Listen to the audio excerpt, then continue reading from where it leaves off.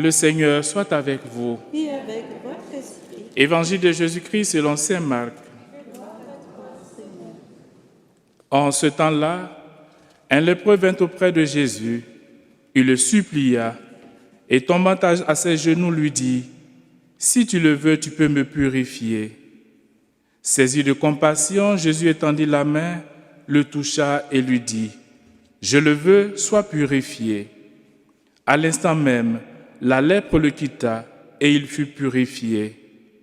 Avec fermeté, Jésus le renvoya aussitôt en lui disant : « Attention, ne dis rien à personne, mais va te montrer au prêtre et donne pour ta purification ce que Moïse a prescrit dans la loi.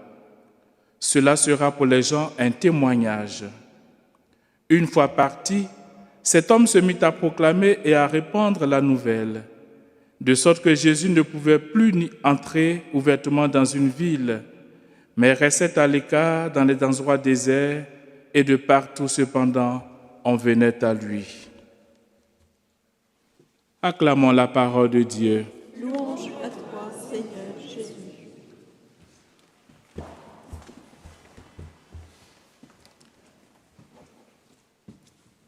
Chers frères et sœurs, il y a ce qu'on appelle la chance dans la vie.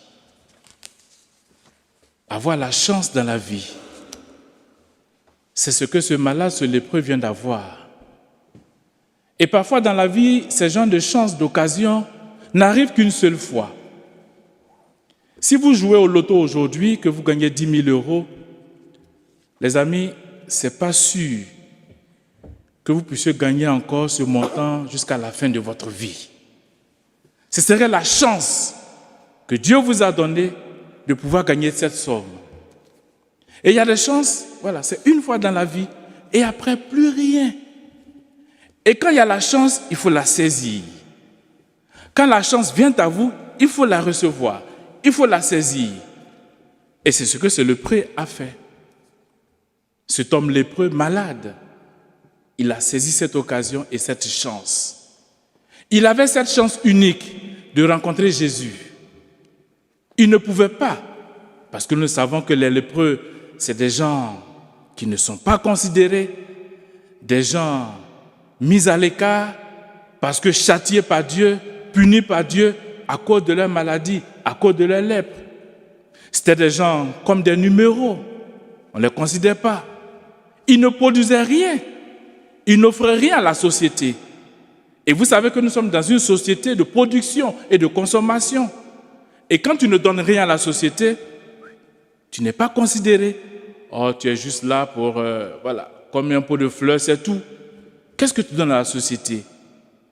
Et ce lépreux était considéré comme un pot de fleurs, voilà, sans considération aucune, même si parfois nous prenons soin de nos pots de fleurs, et ça je le sais.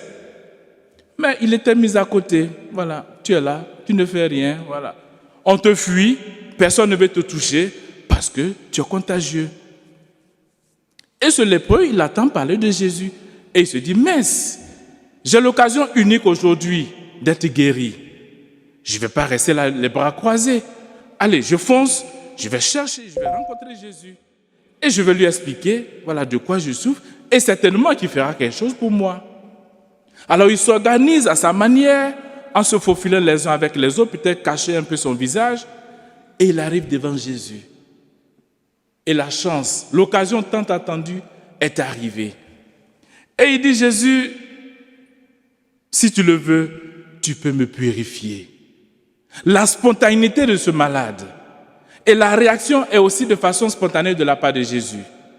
Jésus dit aussitôt, oui, je le veux, sois purifié. Et ce qui devait arriver, arriva. Il est purifié, il est guéri. C'est un homme qui voulait donner un sens à sa vie. Il dit maintenant, je suis une personne, je suis un homme, désormais je suis guéri, je représente quelqu'un, j'ai une personnalité dans cette vie, je donne un sens à ma vie. Ah, c'est important les amis dans la vie. Quand vous êtes quelqu'un de grand, vous êtes considéré. Mais quand vous n'êtes personne, qui s'occupe de vous? Personne. Et ce monsieur retrouve la vie, le goût à la vie. Désormais, ce n'est plus un numéro, c'est une personnalité. C'est un être vivant, une personne qui a une dignité. Il est guéri. Et Jésus lui dit, chut, ne dis rien à personne. Va accomplir ce que la loi de Moïse prescrit, et puis on verra. Et lui, en partant de là, qu'est-ce qu'il fait? Il va commencer à raconter tout ce que Jésus a fait pour lui. Les amis, quand nous sommes touchés par le Christ, quand nous sommes touchés par la grâce de Dieu, on ne peut plus fermer sa bouche. C'est impossible de se taire quand on est touché par Dieu. Oui, il faut raconter chaque jour les merveilles du Seigneur. Chaque jour, il faut dire ouvertement ce que le Seigneur fait pour nous. Nous avons du mal à rendre grâce. Nous avons du mal à dire ce que le Seigneur a fait pour nous. Mais quand on est touché par cette grâce, la bouche ne peut plus rester fermée. Et c'est ce que ce monsieur a fait. Désormais, touché par la grâce, il va raconter les merveilles du Seigneur. Tais-toi. Non, je ne peux pas me taire parce que j'ai été touché, imprégné de la grâce de Dieu. Qui peut fermer ma bouche? Personne. Je parle ouvertement des merveilles du Seigneur. Chers frères et sœurs, en examinant cette part d'évangile, nous voyons deux choses. Deux contagions. Ce lépreux contagieux, tout le monde le fuyait, tout le monde le rejetait. Personne n'osait s'approcher de lui parce qu'il ne sentait pas bon, parce qu'il était contagieux, et on le fuyait. Alors quand on regarde un peu dans notre vie, parfois, nous avons l'impression de faire fuir certaines personnes. Par rapport à notre manière de voir, notre manière de vivre, certaines personnes nous fuient comme si on avait la lèpre. Ça, c'est la première contagion. Mais la contagion un peu plus intéressante, c'est la contagion de la sainteté. Et la sainteté attire les gens à Jésus. Et c'est ce que nous pouvons retenir. Plutôt que de faire fuir les gens parce que nous avons la lèpre par notre comportement, demandons au Seigneur de nous accorder cette contagion de la sainteté et d'attirer les gens, pas seulement à nous, mais d'attirer les gens à Jésus, qui est le Saint par excellence. Oui, chers frères et sœurs, dans ce sanctuaire, Benoît attirait les gens par sa manière de faire, par sa manière de vivre, par sa façon de parler et de recevoir les pèlerins.